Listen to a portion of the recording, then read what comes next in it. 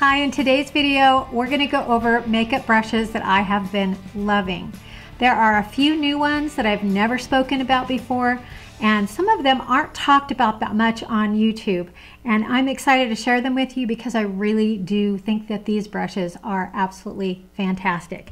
Now, the first one is one that is spoken about quite a bit. I was late to get this, and this is an IT Cosmetics Heavenly Luxe Complexion Perfection brush.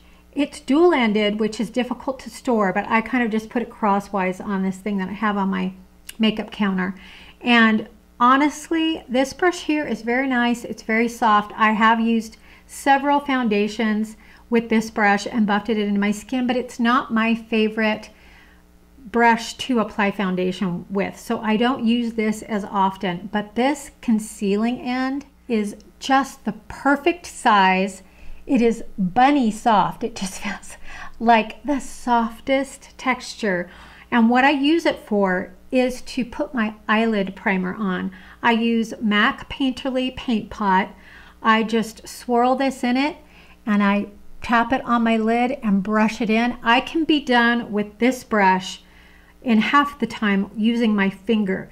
You know, I use my pinky because you don't want it kind of getting all over, and I'll tap it in a pinch I will do that, but I much prefer this end of the IT brush. It feels, I can't even describe it. It sounds like such a waste to buy this expensive brush with both ends, but I absolutely love it. It's so soft, it's so quick. So if you use a MAC paint pot to prime your eyelid on a regular basis, this is going to be your best friend. It's also absolutely fabulous for blending in the concealer underneath your eye. I don't always use it because I do get a puffiness, and sometimes, well, most of the time, I try to avoid that puffy part so that I'm not putting a lighter concealer kind of to make that stand out. So I will sometimes use this and it works great. It feels really good.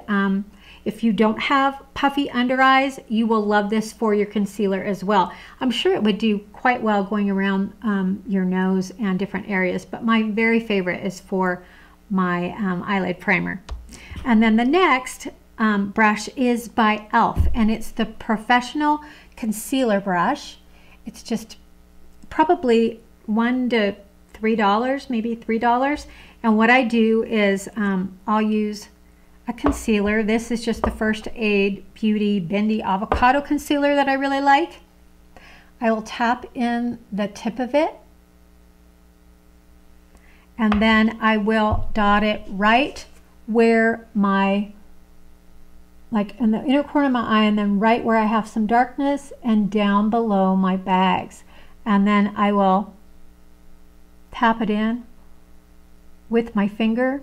And I have like a blue vein here that I'll cover up and tap as well.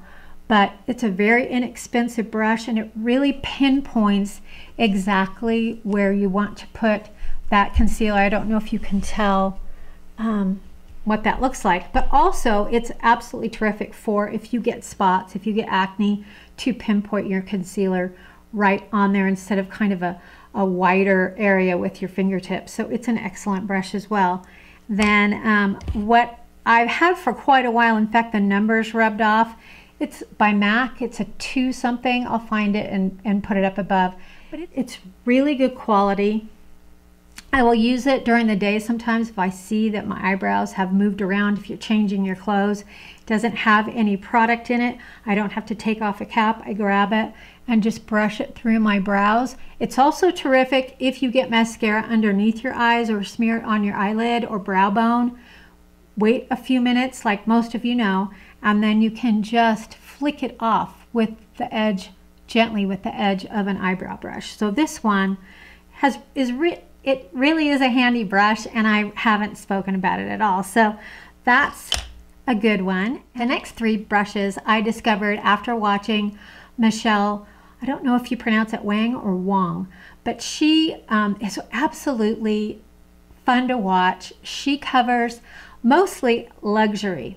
I would say probably all luxury makeup and brushes, but you really can learn which of those items are truly the best if you can only afford to get very few of those luxury items.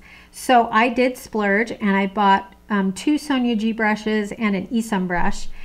These Sonia G brushes are so beautiful. They look like this. They have this red lacquer handle. They're not heavy. They're balanced perfectly.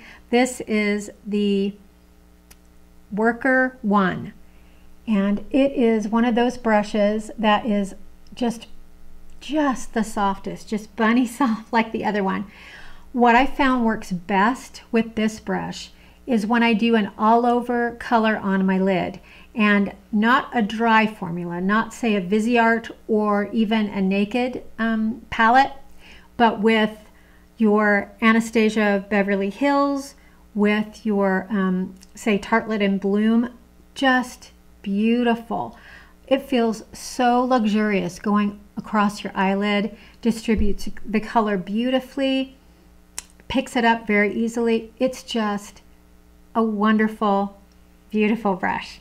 So that's the first Sonia G. The next one I've talked about before, this is the Builder One, and it looks like this. It has kind of a narrower, it's pinched, and this one is terrific for blending under your eye. It also, using the flat edge, is what I used to put the slightly darker color in my outer part of my eye. It just worked terrific, and it works, this one works really well with, say, the drier formulas. I don't know why. It's super soft as well, but it did pick up the eyeshadow very easily from the drier formulas as well. This is a super versatile brush. You can do all kinds of things with this one. Love it. Then the next one that I found from her channel is the esum W36. Now this is a really unusual brush. If you can see, it's slanted, and it is a very specific brush. It's not one that everyone needs to have, but if you do like to do the outer V, if you'd like to darken the outer edge of your eye, I'll show you, hopefully it will show up. She demonstrated it, and that's what sold me. I usually do a natural eye makeup look, but 50% of the time I do put a darker color in the outer edge of my eye to try to, I have close set eyes and fairly smaller eyes, and so I like to give the illusion of being wider and larger than they are, so I do that. So I'm going to try to show you how simple, how quickly this brush just blends the eyeshadow in to give that look. So I'm just going to take this Urban Decay Naked Ultimate Basics palette, and I'm going to choose this gray color up here, and this picks up color very easily, so I'm just going to tap it in, and let me see if I can show you what this will do. Now I do have a slightly darker color here, but you place it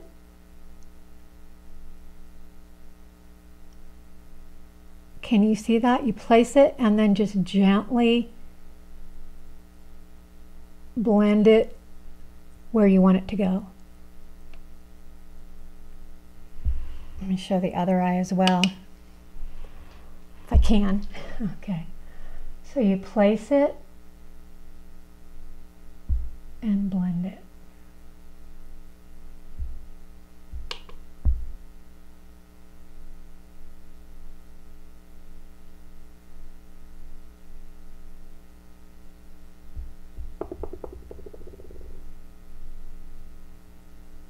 Now, I'm not the best at applying makeup, but this gives you an idea of how quickly it can give you that up and out lifted look. Then the last brush I want to share with you is one that you all probably already know about, and it's the Real Techniques setting brush. It comes in a set. Okay. This little brush has been perfection for applying blush for me. I don't use blush very often because it has been such a tricky thing. I finally found the shades that work with my skin tone. I have a pink kind of reddish undertone skin, so that was at first a journey for me to find a blush that complemented my skin tone. Then applying it in the correct area. Getting older, aging, losing weight. I've lost a lot of volume on my face, but I do have very high cheekbones. So I don't need to do a big apple of my cheek because I think it would cause down here to look even more saggy and thinner. So I use this tiny little brush and I just apply right here. So for me, with my high cheekbones and thin aging face, this little brush is perfect for applying blush, powder blush. So those are all of my brushes. I would love to hear from you if you found any brushes that you just keep using over and over and over that maybe some of us don't know about, or brand new brushes that you've fallen in love with. Please let us know. Thank you so much for watching. Please remember, be kind, be grateful, and be brave, and I will see you next time.